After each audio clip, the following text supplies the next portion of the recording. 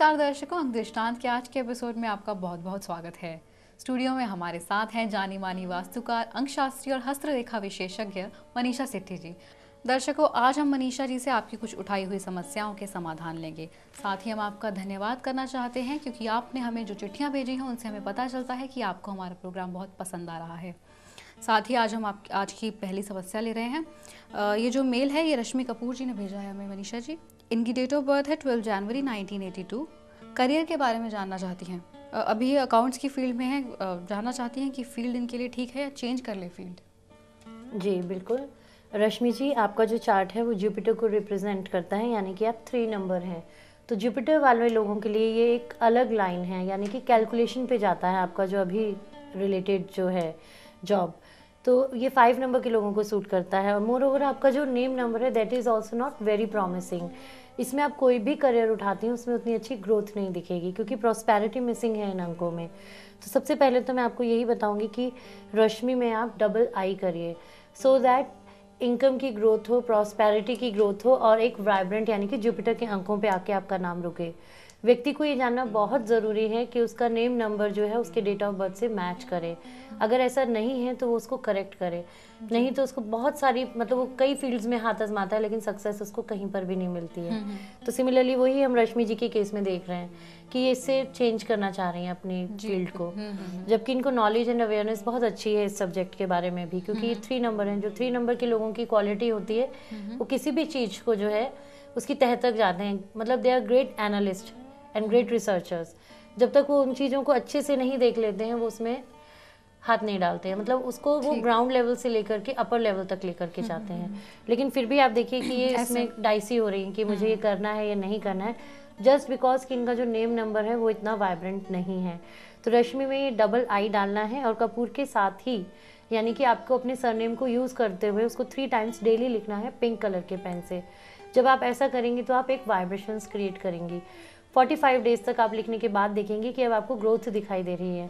और ये मेरी आपको एक हम्बल रिक्वेस्ट है रश्मि जी, जब सब कुछ ठीक हो जाए तो अपना नाम लिखना तब भी नहीं छोड़ना है।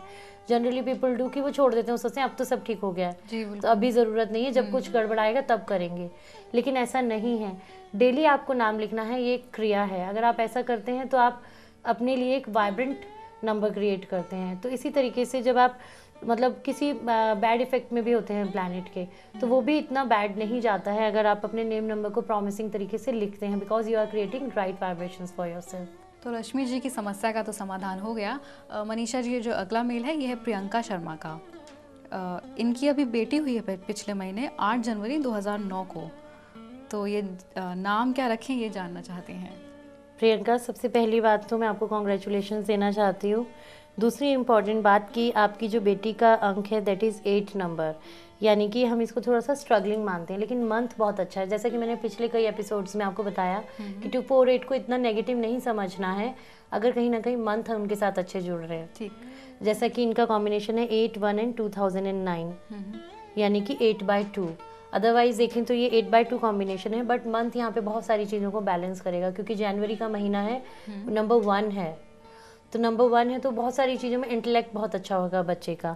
जहाँ तक इन्होंने नाम की बात पूछी है तो जनरली 8 नंबर के लोगों का 1, 3 एंड 5 पे नाम आना चाहिए, यानी कि वो जुपिटर से रिलेटेड इस बच्चे का नाम रखें तो बहुत ही बच्चा अच्छा करेगा। इसके नाम में ये अगर मानसी रख सकती हैं, ऐश रख सकती हैं, अनन्या भी रख सकती हैं। ये 3 चॉइसेस हैं और ये तीनों ही जुपिटर पे आए हुए अंक हैं, मानसी, ऐश और अनन्या। अगर ये इस तरीके के नाम रखती हैं तो ये न्यूमेरिकली करेक्ट नाम है। और किसी भी थर्सडे के दिन आप जाकर के मतलब गणेश जी के आगे मीठा भोग लेकर के जाइए, मोतीचूर के लड्डू लेकर के जाइए, भोग लगा करके 51 रुपये का मतलब वहाँ पे दक्षिणा दे करके पंडित जी को, और वो सारी मिठाई जो आपने अपने बच्चे का नाम रखा है वो सारी मिठाई घर तक नहीं लेके आनी है, सभी गरीब बच्चों में बांट देनी है। ऐसा करके आप इस बच्चे का नाम रख सकती हैं, आपको किसी पंडित की भी ज़रूरत नहीं है।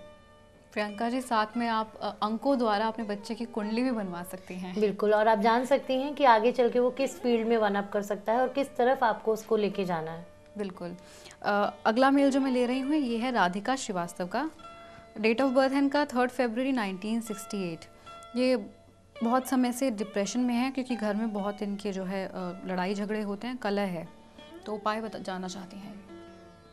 राधिका, सबसे पहले तो अपने नेम नंबर को प्रॉमिसिंग करिए, राधिका में डबल एच करिए और इस नेम नंबर को 5 टाइम्स रोज लिखिए, क्योंकि आपका जो बुध है वो काफ़ी वीक है आपकी न्यूमेरिक कुंडली के हिसाब से। बुध से संबंधित दान भी करिए। बुधवार के दिन आप हरी चीज़ों का दान दें, मंदिर में मूंग साबुत दे सकती हैं, गाय को पालक खिला सकती हैं या किसी गरीब व्यक्ति को हरी सब्जी और रोटी खिला सकती हैं।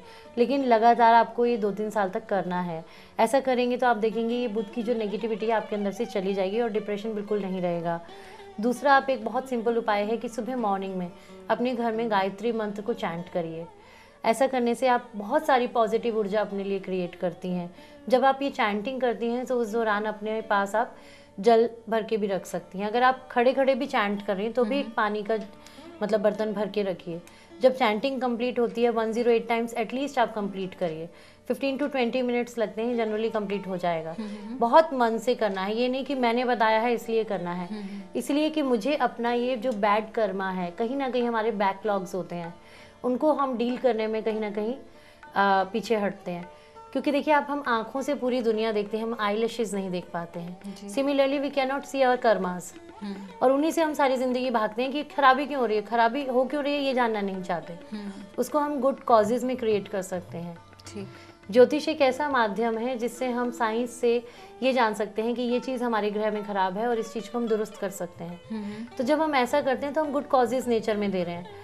तो डेफिनेटली जब हम गुड कर रहे हैं तो वो अगर किसी ने कहा भी है कि 10 साल का समय ऐसा जाना है, तो बिल्कुल भी 10 साल का समय ऐसे नहीं जाने वाला है। हार्डली 40 to 45 डेज में you can change your that very deep rooted Karma also. Prayers में इतने इफेक्ट हैं जी। तो सिंपल है, गायत्री मंत्र बोलने में भी दिक्कत नहीं होती है, जनरली सभी को आता भी है। नहीं भी अगर आपको आता है तो आप इसको लर्न करके कर सकती हैं। तो ये आपको ज़रूर करना है और बुध से संबंधित चीज़ों का आपको दान देना है। जब आप ऐसा करेंगे तो आप देखेंगे आप बहुत ज़्यादा पॉजिटिव है, आपको याद भी नहीं रहेगा कि कभी आपको ये डिप्रेशन था। दूसरी इंपॉर्टेंट बात कि कलह भी समाप्त हो जाएगी साथ में ही। बिल्कुल, कलह भी समाप्त हो जाएगी, क्योंकि आप अपने आप में ही पॉजिटिव हैं। यू विल नॉट फील कि कोई क्या कह रहा है, क्यों मुझे ये बात बुरी लग रही है। थोड़े टाइम पे वो चीज़ें वैनिश भी होने लगेंगी एनवायरनमेंट में से। देखिए, जो आपको बैड कर्म है वो आपको देता कैसे है, एनवायरनमेंट में से चीज़ आप तक आती है। कर्म जो है that is like a ball. जब हम बॉल को दीवार पे फेंकते हैं इट बाउंसेस बैक। तो वो जब चीज़ें हमारे पास आती हैं हमें लगता है हमें हिट कर रही हैं। जब हम कुछ कर रहे हैं तो हम उसे देख नहीं पा रहे हैं। तो अगर हम इस थ्योरी को वर्कआउट कर लें कि क्या ईश्वर ने संचित कर्मों में हमारे लिए लिखा है, हम उसको कैसे गुड कॉजेज में क्रिएट कर सकते हैं, तो बैड तो कुछ रहता ही नहीं जी। ये बताइए मनीषा जी, जो ये आपने उनको उपाय बताए हैं, ये इन्हें सिर्फ अभी करने हैं जब आप प्रॉब्लम सॉल्व हो जाए उसके बाद भी करते रहना है? उसके बाद देखिए, ये गायत्री मंत्र चैंट तो हमेशा करते रहें तो ये बहुत ही अच्छा है इनके लिए। गायत्री मंत्र एक ऐसा उपाय है कि जो कोई हमेशा भी करता रहे तो उससे कोई नुकसान तो होता है नहीं है, बल्कि देखिए ये है क्या। अगर आप गायत्री मंत्र का मीनिंग देखेंगे तो ये है क्या, dedication to God who has created us. और अब हम उसको कहते हैं कि हम सब चीज़ें एक्सेप्ट कर रहे हैं। ओम भूर्भुवः स्वः तत्सवितुर्वरेण्यं भर्गो देवस्य धीमहि धियो यो नः प्रचोदयात्। यानी कि ईश्वर आप ही ने हमें क्रिएट किया है, आप ही क्रिएटर हैं, लेकिन आप वही लाइट हमें दीजिए जो आपकी लाइट है। और हम उसको एक्सेप्ट करें। We are accepting the theory of cause and effect. लेकिन अब मेरे पॉजिटिव कर्मास वर्क करने शुरू कर दें जी। तो ये आप प्रेयर अपने लिए कर रहे हैं, तो आप you are opening up your positivity जी, और नेगेटिविटी को आप बहुत हद तक गुड बाय कह रहे हैं। ठीक। तो रोज करने से तो कुछ ना कुछ बैकलॉग हमेशा आता रहता है, व्यक्ति उससे घबराता है। तो रोज करने में कोई खराबी नहीं है, बल्कि पॉजिटिविटी ही क्रिएट हो रही है। तो दर्शकों, जैसे मनीषा जी ने इन समस्याओं का समाधान किया है, वैसे ही अगर आपकी भी कोई समस्या है तो उनका भी समाधान आप मनीषा जी से ले सकते हैं। उसके लिए आप उनसे व्यक्तिगत तौर पर मिल सकते हैं। मनीषा जी का पता लिख लीजिए। दर्शकों, आज के एपिसोड में हमारे साथ जुड़ने के लिए आपका बहुत बहुत धन्यवाद। अभी हम दोनों को इजाज़त दीजिए। नमस्कार।